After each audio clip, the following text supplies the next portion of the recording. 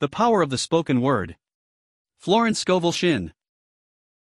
Audiobook and closed caption, CC. English. Published posthumously 1945 by student. Chapter 8. Fearlessness. Why are ye fearful, ye of little faith? All through the Bible man is told not to be afraid. Fear is man's only enemy. It is faith turned upside down. Jesus Christ said, "Why are ye fearful, ye of little faith? If you can only believe, all things are possible."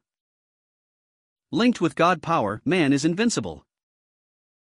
The story of Jehoshaphat is the story of the individual.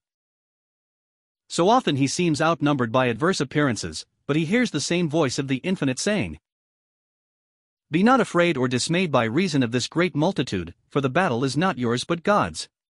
Jehoshaphat and his army were even told that they would not need to fight the battle. "Set yourselves, stand ye still and see the salvation of the Lord, for the battle was God's not theirs." Jehoshaphat appointed singers unto the Lord to praise the beauty of holiness as they went out before the army, saying, "Praise the Lord, for his mercy endureth forever." When they came toward the watchtower in the wilderness, they looked toward the multitude, and behold, they were dead. The enemy had destroyed itself. There was nothing to fight. The Bible is talking about states of consciousness. Your enemies are your doubts and fears, your criticisms, and your resentments. Every negative thought is an enemy. You may be outnumbered by adverse appearances, but be not afraid or dismayed by reason of this great multitude, for the battle is not yours but God's. As we follow closely the story of Jehoshaphat, we see he advanced making an affirmation. Praise the Lord, his mercy endureth forever. He had nothing to say about the enemy or his own lack of strength. He was giving the Lord his full attention, and when he commenced to sing in praise, the Lord placed ambushments against his enemies, and they were smitten. When you make your statements of truth, your enemy thoughts are vanquished, dissolved, and dissipated, therefore, all adverse appearances disappear. When Jehoshaphat and his army came toward the watchtower in the wilderness, they looked into the multitude, and behold, they were dead. The watchtower in the wilderness is your high state of consciousness, your fearless faith, your place of safety. There you rise above all adverse conditions, and God's battle is won. When Jehoshaphat and his people came to take away the spoils of the enemy, they found among them both riches and precious jewels, more than they could carry away. And they were 3 days in gathering of the spoil, it was so much. That means, when you let God fight the battle for you, great blessings come out of every adverse situation. For thy God will turn the curse into a blessing, for the Lord thy God loveth thee. The ingenuity of the Spirit is amazing. It is pure intelligence and brooks no interference with its plans. It is very difficult for the average person to stand still, which means, keep your poise, and let infinite intelligence run the situation. People like to rush into the battle and try to manage things themselves, which brings defeat and failure. Ye shall not need to fight in this battle. Set yourselves, stand ye still, and see the salvation of the Lord with you. Tomorrow go out against them, for the Lord will be with you. That means, not to run away from the situation, walk up fearlessly and face the lion on your pathway. And the lion turns into an Airedale. The lion takes his fierceness from your fear. A great poet has said courage has genius, magic, and power in it. Daniel was unafraid and the lions' mouths were closed. King Darius called to Daniel while he was yet in the lion's den, asking him if God could save him from the lions, and Daniel answered, "0. King, live forever. My God hath sent his angels and shut the lions' mouths that they have not hurt me." We have in this story the subdued attitude of the lions as a result of spiritual power. The entire group changed from ferocity to docility, and Daniel looking away from the beasts to the light and might of spirit, which saved him completely from the lions. Scarcely a day passes without some sort of lion appearing on man's pathway, the lions of lack, limitation, fear, injustice, dread, or forebodings. Immediately walk up to the situation of which you are afraid. If you run away from it, it will always be right at your heels. Many people lose the things they prize or love because they are continually fearing their loss. They do everything possible on the external to ensure protection, but back of it all is the devastating picture of fear. In order to hold the things you prize and love, you must know that they are divinely protected, therefore, nothing can harm them. I give the example of a woman who was very fond of a man who was good-looking and popular with women. She decided to prevent his meeting one particular woman of her acquaintance because she was sure the woman would make every effort to cut her out, to use a slang expression. One evening she went to the theater, and there he was with the woman. They had met at a card party. Her fears had actually attracted the situation. I knew a woman who had 7 children. She knew they were all divinely protected, and they all grew up safe and sound. One day a neighbor rushed in and said, "You had better call your children, they are all climbing up and down trees, they are going to kill themselves." My friend replied, "0, they're only playing tree tag.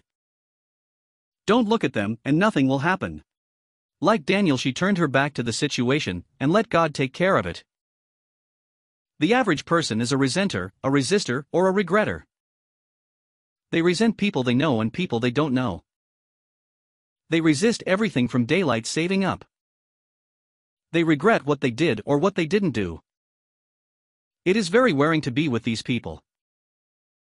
They exhaust all their friends. It is because they are not living in the wonderful now, and are losing all the tricks in the game of life. It is heaven to be unafraid and to live fully in the now, that is, to be fearless in using what we have, knowing back of us is the abundance of the spheres to draw upon. We know that fearless faith and the spoken word release this supply. The power of the word was known in Egypt thousands of years ago. We read in the Bible, "Behold, I make all things new." By our words of truth we can make new our minds, bodies and affairs. When all fear is obliterated we live magic lives. Like Jehoshaphat we go forward fearlessly singing, "Praise the Lord, His mercy endureth forever." In our watchtower of high consciousness, we stand still and see the salvation of the Lord. Christianity is founded on faith. Faith gives one a sublime assurance of one's good. One may be surrounded by adverse appearances, but this sublime assurance impresses the subconscious mind, and a way opens for the manifestation of health, wealth, and happiness. There is an endless, invisible supply for every man. Before we called, we were answered. This supply is waiting to be released by faith and the spoken word. We find that Jesus Christ taught an exact science. At the World's Fair there was a panorama of New York City in the Edison building. At dusk, when the city was being lighted up, the building showed a myriad of lights. The man explaining the exhibit said, "The city is lighted by the power of electricity at the turn of a switch, the turn of a hand." Edison was the man who had faith in the laws of electricity. He knew what could be done with it if it were harnessed and directed. It seemed to have intelligence of its own. He created a dynamo through which it would work, after years of patience and loving absorption in his work. Now this power lights the world, for it is harnessed and directed. Jesus Christ taught man to harness and direct thought. He knew that fear was as dangerous as uncontrolled electrical forces. Words and thoughts must be handled with wisdom and understanding. The imagination is man's workshop, and an imagination running wild and building up fear pictures is just about as safe as riding a bucking bronco. We were born and brought up in an age of doubt and fear. We were told that the age of miracles was over, and to expect the worst. An optimistic person was laughed at. A bright remark was a pessimist is a person who lives with an optimist.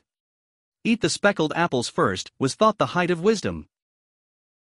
They did not seem to realize that by following this advice they would never catch up with the good apples, for they would be speckled too by the time they were reached. What a beautiful world this would be if all anxiety and fear were blotted out. These twins, anxiety and worry, have made men slaves and are destroyers of health, wealth, and happiness. There is only one way of getting rid of fear, and that is to transmute it into faith, for fear is the opposite of faith. Why are ye fearful, ye of little faith? These words ring down through the centuries. Jesus Christ taught that the Father within man could be absolutely trusted to guide, protect, and provide when man believes it possible. Jesus Christ demonstrated this God power over and over again in order to convince his followers. Out of the invisible supply he brought the loaves and fishes, he raised the dead, and took money from the fishes' mouths. He told them, "Greater things shall ye do, for I am going." We know he was teaching an exact science, the science of mind, the power of thought and the power of the word. We must have faith, for faith registers the idea in the subconscious mind. When an idea is once registered in the subconscious, it must objectify. That is the reason Jesus Christ told people that if they believed, which is having faith, all things were possible. How are we to get rid of this anxiety, which we might call anti-faith? The only way to neutralize it is to walk up to the thing you are afraid of. There was a man who had lost all his money. He was living in very poor quarters and all the people around him were poor, and he was afraid to spend the little he had. All he had was about $5. He had tried to get work but everyone had turned him down. He awoke one morning to face another day of lack and disappointment, when the idea, or hunch, came to him to go to the horse show. It took about all he had, but he was fired with the idea of being with rich and successful people again. He was tired of his limited surroundings. He fearlessly spent the money for a ticket to the horse show. There he met an old friend who said, "Hello Jim. Where have you been all this time?" Before the show was over, the old friend gave him a wonderful position in his firm. His hunch and fearless attitude toward money had put him in a new vibration of success. Form the habit of making giant swings into faith. You will receive marvelous returns. As has already been noted, we look with amazement at the people in the circus performing their remarkable feats. These people have the faith that they can perform these acts, and see themselves doing them. You cannot accomplish anything you cannot see yourself accomplishing. These difficult feats are all a matter of poise and balance. Your success and happiness depend upon your poise and balance. Trusting God is like walking a slack wire. Doubt and fear cause you to lose your balance and fall off into lack and limitation. Like the circus performer, it takes practice. No matter how many times you fail, try it again. Soon you will acquire the habit of poise and balance. Then the world is yours. You will walk joyfully into your kingdom. The circus performers all seem to love their work, no matter how difficult. The band plays, the people applaud and they smile, but remember they were trained without the music and applause. Rhythm, harmony and balance are the keys to success and happiness. When you are out of rhythm, you are out of luck. In the 4th chapter of Philippians we read, "Be careful, or anxious, for nothing. But in everything by prayer and supplications, with thanksgiving, let your requests be made known unto God." This is certainly a wonderful arrangement, all in favor of man. Man, free from worry and fear, asks with thanksgiving, and his good is given him. The power of the spoken word. This platform is community-sponsored. We have channel membership, Patreon, and PayPal available for you. All donations are accepted with gratitude. Channel members and patron supporters receive special posts just for them. Thank you, have a wonderful day.